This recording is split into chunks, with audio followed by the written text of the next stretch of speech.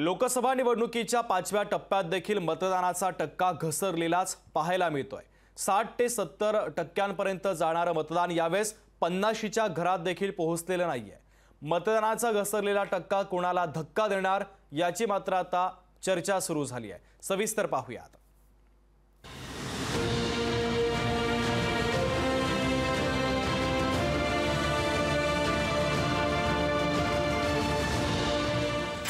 लोकसभा निवडणुकीत महाराष्ट्रात निच्चांकी मतदान।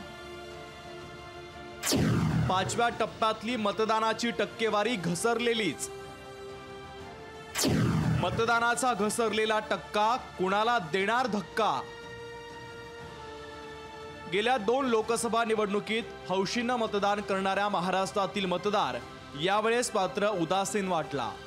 महाराष्ट्रात 48 लोकसभा मतदारसंघात यावेळेस मतदानाची आकडेवारी घसरल्याचं चित्र पाहायला मिळालं। पहिल्या टप्प्यापासून मतदारांची पाहायला मिळालेली उदासीनता शेवटच्या म्हणजे 5व्या टप्प्यांपर्यंत पाहायला मिळाली। 2019च्या निवडणुकीमध्ये अपवादानच 50%च्या आसपास मतदान होत होतं।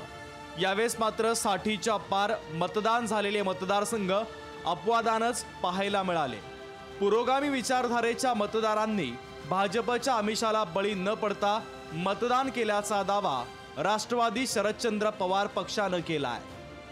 मतदानाची टक्केवारी कमी आहे, त्याचं कारण भारतीय जनता पार्टीच्या आमिषाला बळी न पडता लोकांनी जुन्या विचारांच्या पक्षांना पसंती दिली असं आतापर्यंत चित्र आहे।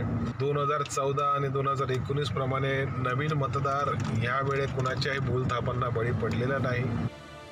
शिवसेना उद्धव बाळासाहेब ठाकरे पक्षाचे नेते भास्कर जाधव यांनी टीका केली आहे। मोदींच्या सोयीसाठी निवडणुकीचे 7 टप्पे केले, हीच हुशारी भाजपच्या अंगाशी आल्याचा आरोप भास्कर जाधवांनी केला।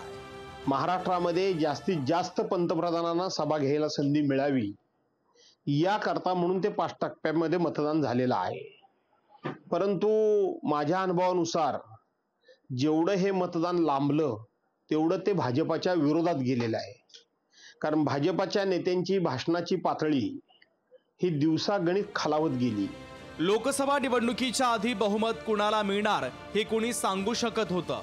भाजप 400 पारचा नारा देत होतं, पण आता भाजपचे कार्यकर्ते किती जागा मिळतील यावर काहीही बोलायला तयार नाहीयेत। तर महाविकास आघाडीच्या कार्यकर्त्यांचा आत्मविश्वास मात्र भलताच वाढलेला दिसतोय।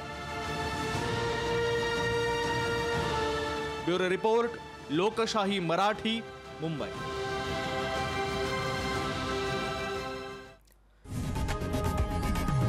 लोकशाही मराठी ऐका, पहा, जागरूक रहा।